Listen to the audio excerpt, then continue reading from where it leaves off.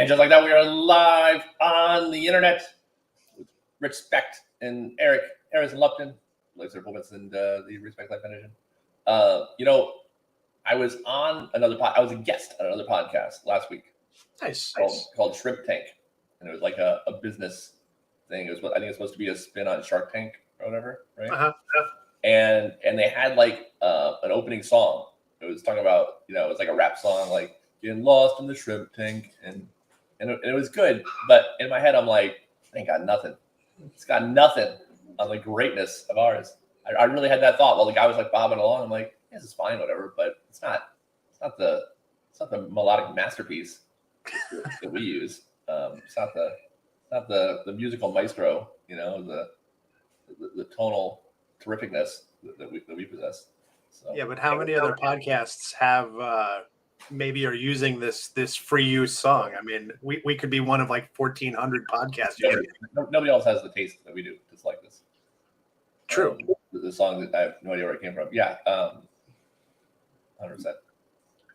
But yeah. So I was really appreciative of how it was. I was gonna headbang, but I realized that my hair looks pretty decent today, and I don't want to screw it up.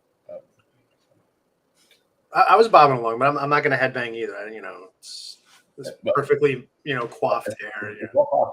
You see how long my hair is getting? Well, my hair is long too. I mean, it's never this long. Usually, I keep it short. I typically do too, but this is an experiment, so It looks good. I think it looks all right. Yeah. This lady I used to date, who saw it for the first time ever, she hadn't seen me in a couple of years, said it looked expensive. She thought it looked like high end, I guess is what she was trying to say. And she felt like I'd been wasting all my time previously with the short hair. She's like, yeah, you've been, what you were doing before was just a waste of time. Like you should have been doing this the whole time. Now, did you laugh to yourself as you're like, I fooled you when you go to the lemon tree? Exactly. you messed up. By the way, I in case people didn't notice, your background is different.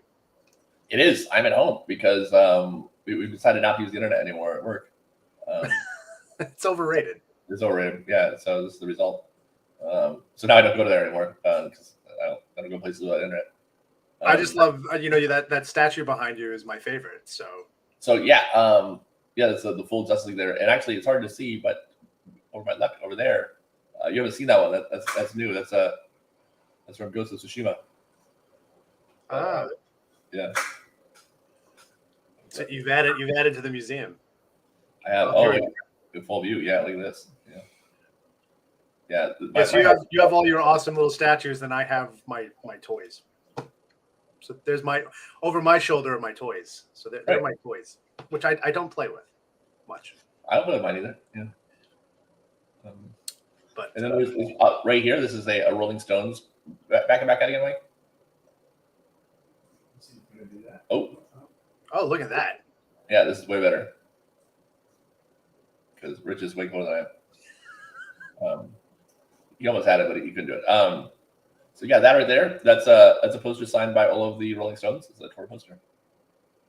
And hey, right over here, that is a signed picture by Dwight Gooden. Yeah. That's cool. Yeah. And right behind that head over there, so that one, that is a poster for The Force Awakens signed by the entire cast, director, and I can't match that. Yeah, there's an Avengers one further over. Infinity War. That flag right there, that was flown over the U.S. Capitol in honor of Reese. That's way cool, actually. I got nothing.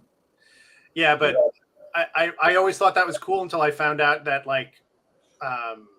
Louis Gohmert had a flag flown over the U.S. Capitol for someone who was one of the Capitol insurrectionists who just got out of prison.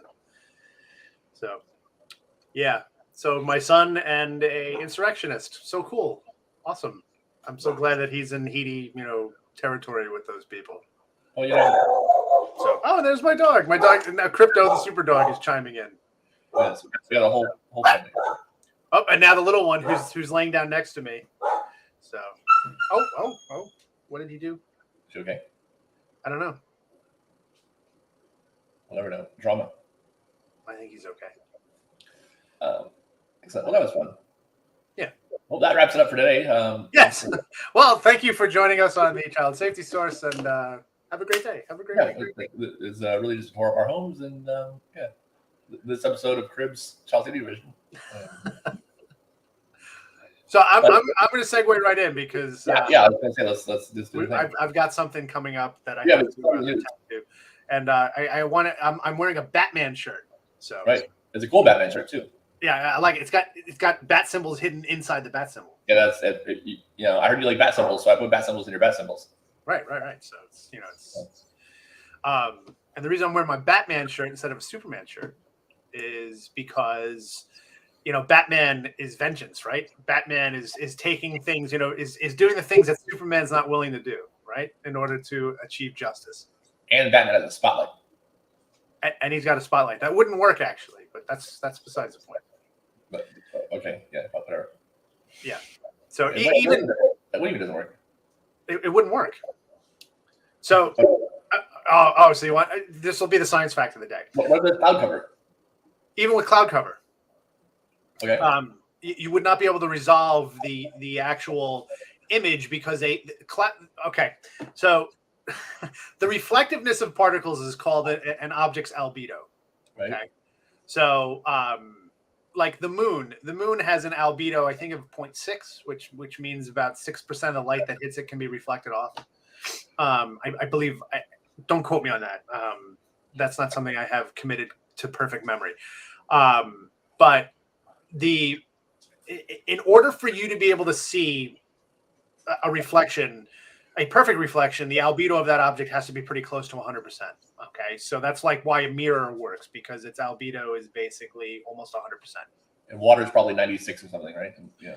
Right, but water droplets, which is what a cloud is a combination of water droplets and particulates in which the water has condensed in a what's called nucleation, which is when you get basically microscopic water droplets on top of microscopic particles. Okay, that's what a cloud basically consists of. What that does is it scatters light that hits it, which is why clouds are white, by the way. So the light that hits a cloud is going to be scattered in all directions, and the wavelengths are going to be scattered. So our eyes perceive that as white. So scattered light will appear white to us. So anything that you see that's white means the light that's hitting it is being scattered in all directions, but randomly that light is hitting back at your eye, and you're perceiving that as white light. Okay, so a cloud is white for that very reason. So if you were to shine something onto a cloud, which is basically an amorphous surface, its surface is always changing, and it looks static to us, but it actually isn't. The light will be scattered. You'll see an area of intensity, but that light gets scattered, which means if you have a darkened area in between, that darkened area, because of that scattering effect, will not resolve. So you would not be able to see the lack of light in the middle, which is in the shape of a bat in the first place. So would you get something there? Yeah, but you would not be able to make out a bat. You just wouldn't. It's funny. As you're saying it, I'm like, obviously it doesn't work. Otherwise, like, marketers and jerks would be like shining logos in the sky all the time. Like, exactly. A blanket of propaganda and marketing materials. So now, I would go out on a limb though to say that Batman, if he was really smart, you could do, if you had a powerful enough light, you could do an image on the moon. Right, so the moon you could do. Yeah. So the bat symbol should actually be, and my dogs are really carrying on today, sorry. The bat symbol should really be reflected on the moon. I mean, the only problem is, you only get a full moon, once every 28 days. So how cool would it be though? That'd be way cooler, actually. It'd be super cool. Yeah. I'm waiting until a company figures out, hey, we can advertise on the moon. Maybe because it's coming. It's going to happen one day. There's going to be you're going to look up and it's going to be sponsored by Starbucks, SpaceX. Yeah. So the moon brought to you by SpaceX. Brought to you by SpaceX. Well, if I can figure it out first, there you go. Lifesaver pool fence. And stop us, right? Who's going to tell me it's not? Right. You need a permit for that. I'm like, it's the moon, bro. That's right. Yeah. Up, and here's Crypto, the super dog. Hi, Crypto. Hi, buddy. You gonna stay here? Oh, you're coming? You never come to me. See, this is what happens when I have a nice open door policy Yeah. when no one's home. So, But yeah, we have an important announcement to make. Very important. yes, and so I'm wearing my Batman shirt because I've taken the Superman approach to this, right? Which is truth, justice, and the American way. But Batman, I think, works on the fringe of things and looks at the problem and says, "No, I'm going to take it on headlong," and just do it, right? So we have decided, you and I, we're going to put together a little summit in January 14th this year, which will coincide with the Lifesaver Pool Fence Conference, in which we're going to have families cultivating kindness and drowning prevention, getting families together that have experienced this. And Right. So any family who's been affected by a drowning will have an opportunity to come together in a room, maybe a nice room, and have a full day of an agenda that you'll be heading up, and with feedback from people who want to attend and other members of that community, and yeah, it should be cool. Yes, and of course, when we came up with this name, we recognize a happy side effect, is that when you shorten families cultivating kindness, drowning, it basically spells out fuck drowning. It's fuck drowning. Yeah, it's the fuck drowning time. So I'm not going to tiptoe around it. As crude as it might sound, I think it hits. It's the Batman version of what we're trying to do. It's if Batman were to take on drowning, this is what he would say. And of course, Superman might blush, but fuck drowning. And I've had enough. 10 years now. It's going to be 10 years this October 27th since we lost Reese. I feel things have gotten worse overall statistically, which is a shame. I don't see that as a failure on any of our parts who are doing this. I just see it as the fact that, well, no, it's not a failure, because I would say what is happening is that there is an equilibrium that may exist in which without us, that equilibrium would be skewed even further. So, we're kind of holding the line, but that's all. We're holding the line. And that's not enough.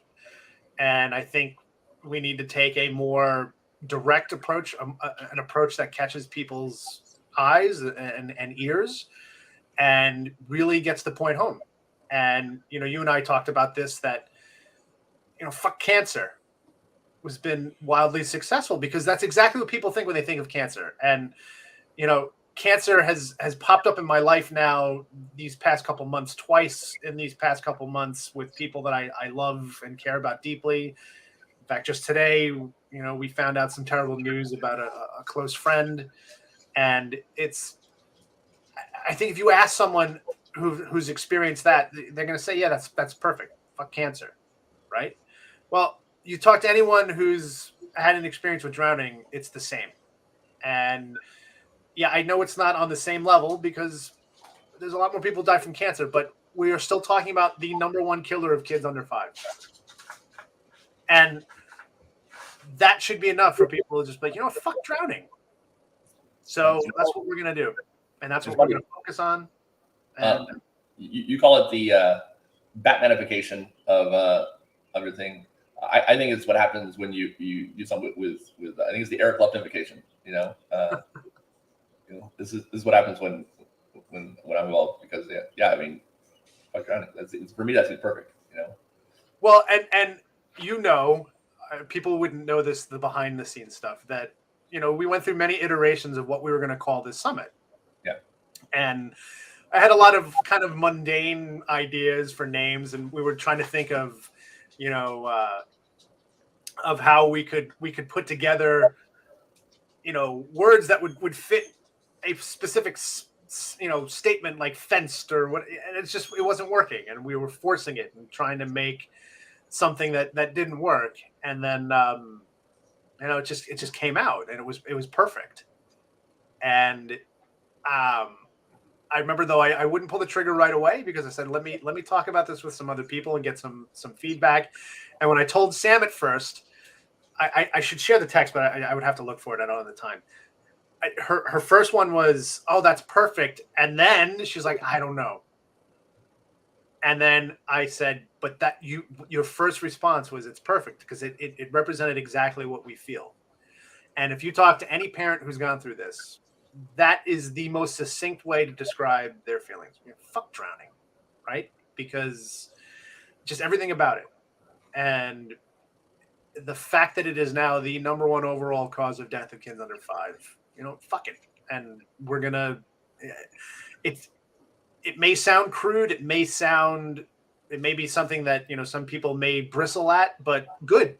Because if you're not bristling at the fact that these kids are dying and me saying fuck drowning is going to get your attention, then perfect.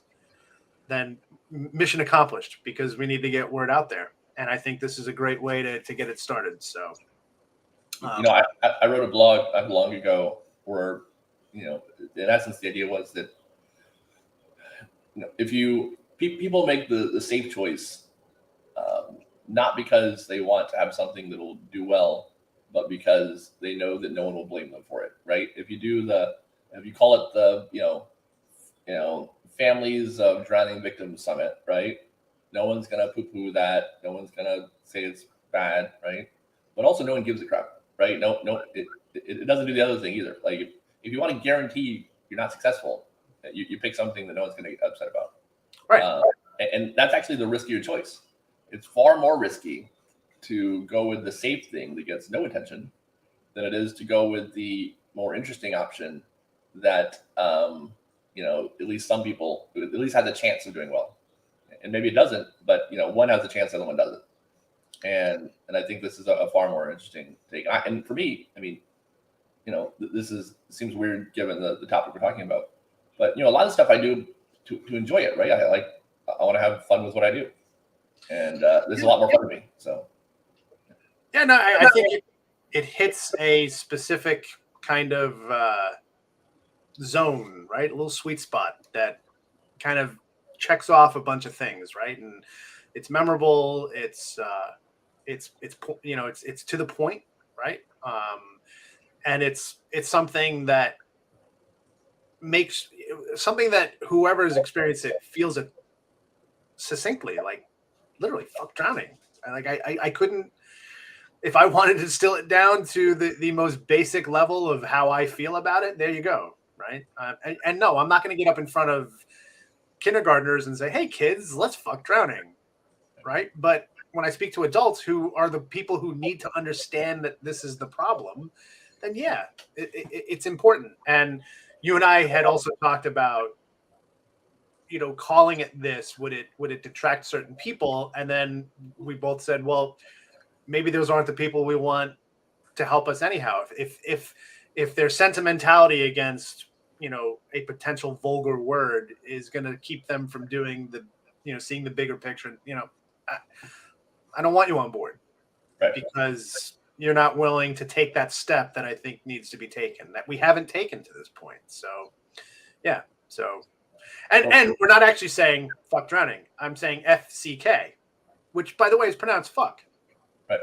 So, Families Cultivating Kindness Drowning Summit. Right. It's like I used to have a thing where I would tell my students, I had a rule to help them remember how diffusion works. And I would say everything goes from H to L, from high to low. Because, and by the way, this is just a matter of entropy. This is how entropy works. Things will always move from a higher concentration of anything, of a gas, of a temperature, of a thermal field, a pressure field, whatever, will always go from high to low, not the other way around. Okay. And that's just how the laws of thermodynamics work. And so I used to give them a way to remember it. Everything goes from H to L. It goes to hell. And my eighth grade, oh, he said hell. And I said, no, I didn't say hell. I'm not talking about, HE double hockey sticks. I'm talking HL. When you put H and L together, it's hell. So, and you know what, though? I know that there'd be one or two parents, the kid would come home and say that, and they'd be, oh my God, your teacher. Oh, come on. Right. But they're, the end of the day was those kids remembered it and they were able to apply it. Or when I would say this, I would tell kids, that's BS. Get out of here with your BS. Right. And they'd be like, "Oh my God, you said BS," and I'm like, "Yeah, bad science." Right.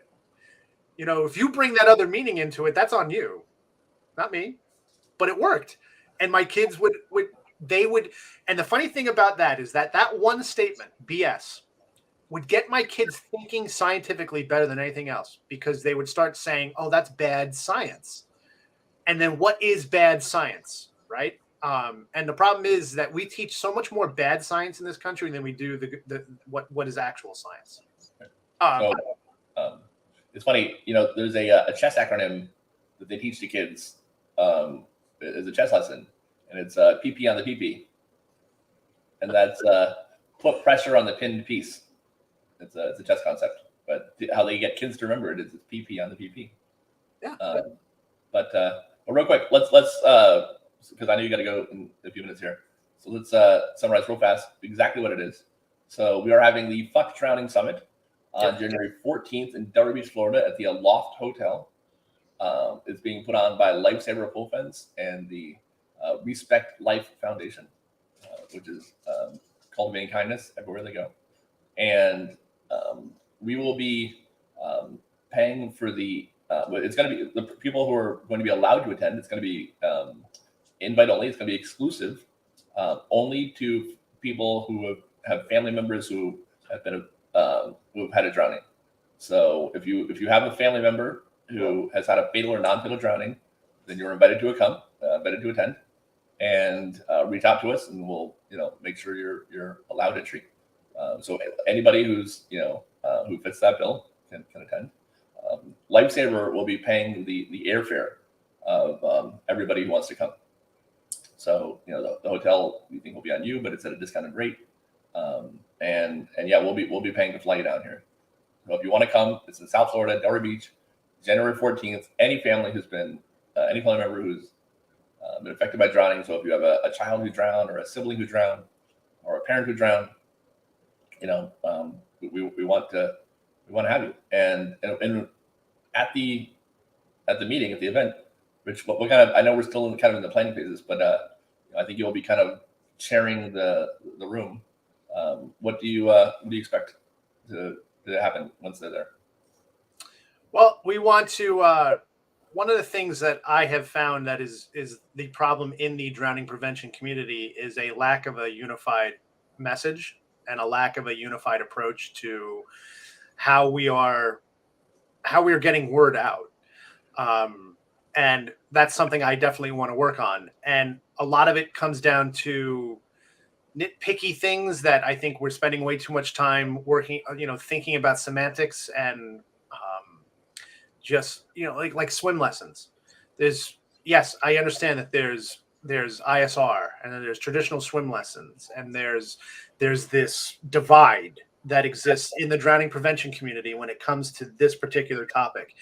And my argument is that if you make that divide a public one, and you say that this is the fence that I'm going to sit on, and I'm going to put this line in the sand saying that if you're for traditional swim lessons, then I'm not going to work with you in this community, that is more detrimental than not doing anything, because you create in the minds of people who are not vested in this a conflict that they don't want to be a part of, that they don't want to deal with, so they just tune the entire thing out. And that is human psychology 101. If you give someone a problem and then on top of that problem you add another problem, people are going to tune out everything because they just don't want to deal with it. So it's important that we come up with a unified message that we could all agree on. And that's hard to do. And I think, in a way, Samantha and I, who will be doing this together from the foundation, we're both educators, and we're used to working in a collegiate setting in which we can find a middle ground. And that to me is so important. So that is probably, Sam and I, when we were discussing what we would do with this, that was goal number one. And then to really open it up to the families and see what they see as issues and they see as things that we can do together that really hasn't been done to this point.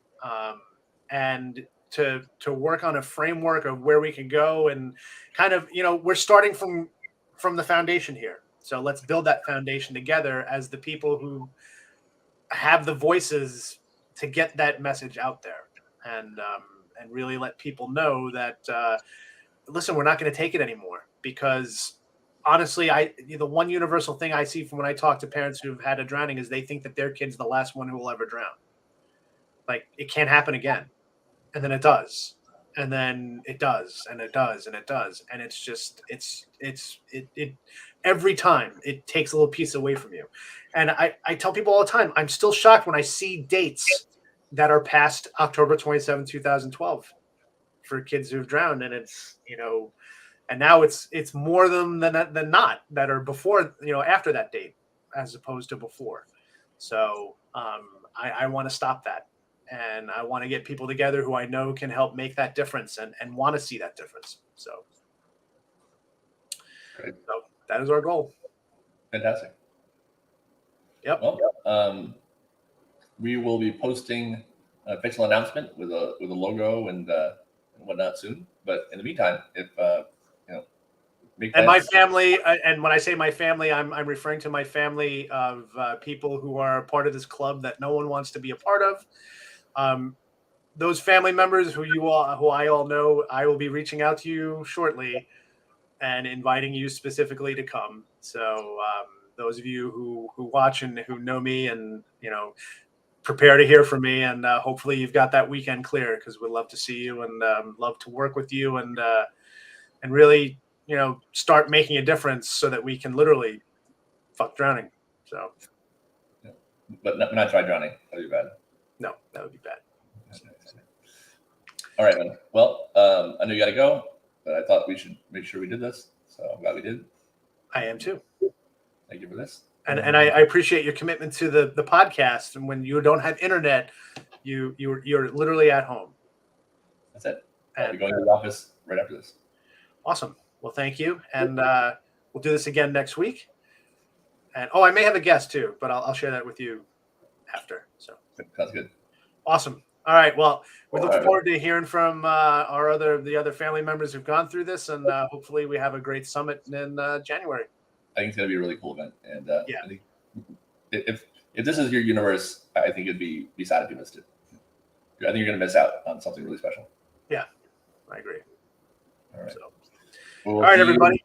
Next Tuesday. We'll see you next Tuesday. Have a great week. Bye. All right. Bye-bye.